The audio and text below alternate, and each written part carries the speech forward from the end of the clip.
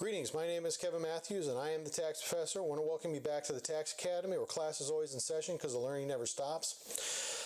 Today we're going to talk about restricted stock and what we call the gambler's election. Specifically, this is Code Section 83B. Some of you who are watching this video, maybe you go ahead and you say, hey, I've gotten some restricted stock units and I'm trying to deal with what I'm going to try to figure out with it. The taxation of restricted stock units gets to be a little complicated, and stock options really became very popular in the 1990s. I remember, just from an accounting perspective, how to treat derivatives and stock options and things of that nature and payments to employees was a debate of a hot topic of debate, and specifically because, I remember when I was in accounting school, this was right after Enron had sort of taken place and WorldCom, and there were a whole lot of other scandals going on. In addition to employees being forced to keep stock bought into the company in specified accounts, there was also some funny business happening with restricted stock units and with other stock options that probably didn't make the news as much, simply because Enron was just that explosive. Obviously, this is a topic that's got some very interest, and for me personally, this is an area that we tend to specialize in. When I worked at the Big Four, we used to talk about stock options all the time, because a lot of times what would happen is the companies that we were working for offered stock options for a lot of their employees, and how does that get treated? And we're not going to talk about income sourcing and taxation and all that sort of stuff. That would be a topic for a different video, but today we're going to really talk about how the treatment of restricted stock units happens overall, okay? So the value of the stock your employer transfers to you as compensation for your services is included in gross income, either in the first tax year in which you are not subject to substantial risk of forfeiture, or when you can transfer the stock free of the substantial risk forfeiture, whichever occurs earlier. Now, what is this term substantial forfeiture risk? Okay, so substantial forfeiture risk is basically, hey, when is this money no longer in danger of disappearing? That's kind of how you need to look at it. What'll happen is when you're given stock options, the way that stock options generally work is that they're going to say, hey, look, we're going to give you 1,000 units of stock options. We expect you to continue to work at this company. We'll give it to you. It's going to take, say, 5 years to vest. Okay, so if you are granted these stock options and they take 5 years to vest, and it has one of those vesting schedules that is an all or nothing vesting schedule, what ends up happening is that if you leave the company, say, legally, the way that it works is that if you leave the company on year 4, month 11, 1 month before these stock options, mature or vest, you could lose these stock options completely. Okay, so that is a substantial forfeiture risk that really the way the IRS looks at it is you really haven't earned these yet.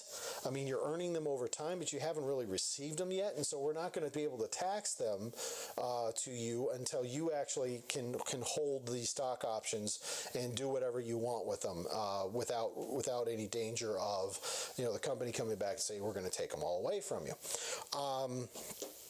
So you basically say you get 1,000 shares. Under the tax rules, you can defer the income attributed to the grant of the stock option until your rights become vested. So the way we teach restricted stock units is you have your grant date, you have your vesting date, or you also have the date that you actually exercise them. And sometimes what will end up happening is it's actually the vesting date that is most important. It is possible, and oftentimes it happens, the date that you vest is not going to be the date that you exercise, and there could be timing issues, and that's not your fault, but it's not the company's fault either. You still have a right to these stocks, but maybe it takes time to get certain things set up. For example, example, I work in the tax industry. Needless to say, I mean, most CPA firms are not going to be, offering stock options. They never do, at least and most of the reason why is because they're either partnerships or S corps, or they're not companies that offer these or have stock that they can give as options. But say, for example, they did, and they grant me stock options and say they expire, they vest March 10th. I don't know about you, but March 10th, my life is tax return, tax return, tax return, tax return, tax return. I'm not thinking about anything else. In fact, my wife pretty much, she makes a joke that it's like being in the Navy on deployment again. I don't exist, other than I get to come home in my own bed. That's the only major benefit that I get to being in tax season versus being on deployment. But I'm not going to do that, so I don't have time. So the thing is that as of March 10th, they vested.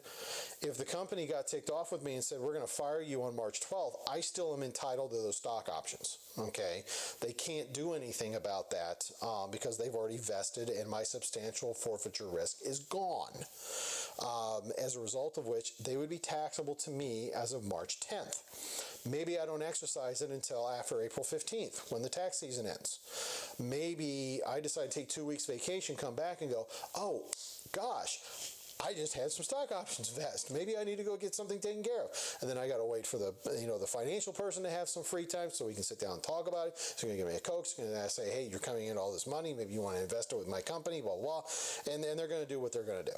Okay. So with most of this, what will end up happening is there will be that difference. But the IRS only cares about the vesting date. Now, you can imagine from grant to vest, if it's a 5-year period, that's a significant amount of time. Okay. Now, if you work for one of these high-tech tech companies, Google, for example, or you work for, Facebook or something like that, and they give you stock options, and they say you're going to hold on to them for 5 years, and you're looking at the company and you're like, hey, we're growing gangbusters. So what I want to do is I want to pay the lowest amount of tax possible. I'm a good employee. They love me. They're never going to get rid of me.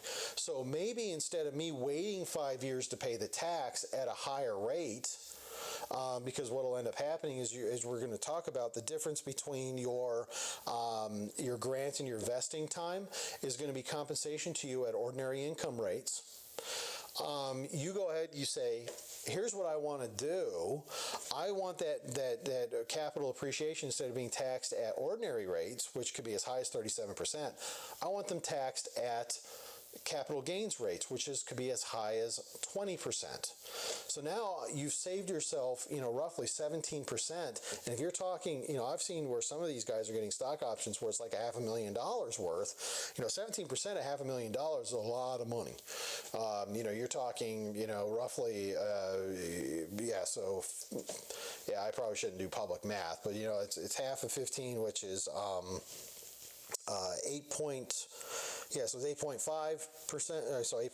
So it's $8,500 or $85,000 actually. So you could save a significant portion in taxes simply because of the fact that you controlled this a little bit better.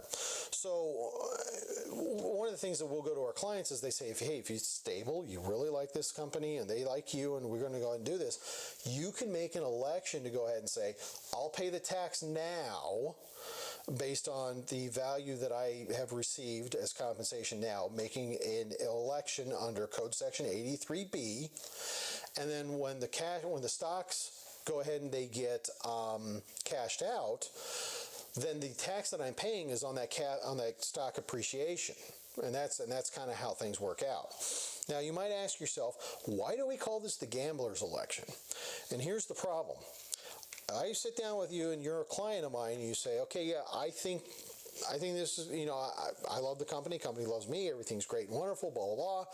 I think I'm going to be here for, until the cows come home. You go ahead and you make this election. 3 years later, your boss changes. And now you get a new boss. And the boss don't like you. And you're getting to the point where you're like, I can't put up with this anymore. And I'm getting offers for twice as much money to go work at the competition. I don't have to put up with this nasty human being anymore. I want to quit and go someplace else.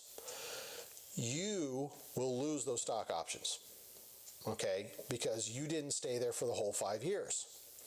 You don't get to go back to the IRS and say, yeah, you know that 83B that we filed? Yeah, we want to undo that. Doesn't work that way. Okay, so that's why we call this the gambler's provision. You are gambling when you take this that you are going to that you're going to be with the company for 5 years and there's not going to be any problems. Now, most people that I've dealt with 83B elections with in the past, this hasn't been a major issue. Most of them are like, they're giving me these stock options because I work hard. I do a lot of great work for them. They absolutely love me. They're never going to get rid of me. I'll go ahead and I'll take it, and it usually works out. In theory, however, what if you die? And you don't get the stock options as a result of which. In theory, you've already paid the tax, and you're not getting the stock options.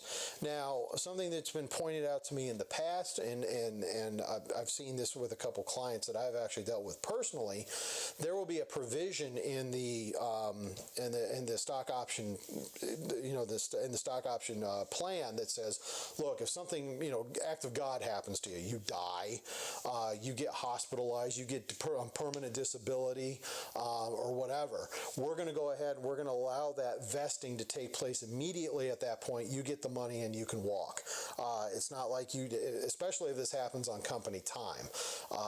They're not going to want to have a situation where it gets out that, that they're not paying stock options to people because, they get hit in a car accident, especially if they're doing like international travel and they, God forbid, they get kidnapped and get killed. I'm thinking of the reporter who this happened to in the early days of the Afghanistan war. He had no idea he was going to get kidnapped and killed. We don't know, and it depends on the kind of industry that you work in, but sometimes they'll put that in there that says, look, if there's an act of God that happens, we'll give you the money and don't worry about it. However, if you decide you don't want to work there anymore, you're done. You've already paid the tax to the IRS. IRS is like, thank you very much. We appreciate your contribution to the good old United States of America, and they're gonna do that for you. So it is a gambler's provision. It is something that you want to look at this very carefully. I generally wouldn't recommend this unless you're going to have significant savings. But I've talked with clients in the past about this.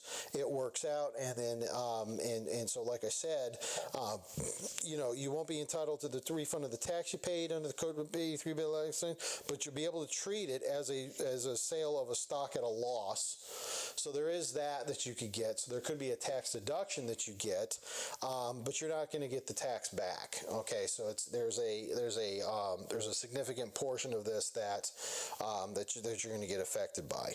Well, that's all I've got to say about that. Restricted stock and the gambler's election. It is something that we do a lot work with at Beta Solutions. If you have any questions, you want to reach out to me. My name is Kevin Matthews. I am the tax professor. You can leave a comment in the comment box below. We really appreciate it. And if you want to do a more one-on-one conversation, you can reach out to me at my website at www.betasolutionscpa.com. Again, that's www.betasolutionscpa.com. And then, if you like these videos, please go ahead and hit the like button on it. And if you like the series, we'd really appreciate it if you go ahead and hit the subscribe, and then we'll give you all these updates as they come out. This is only season 2. I'm going to try and push these as long as I can, and I appreciate your time on it. Thank you very much.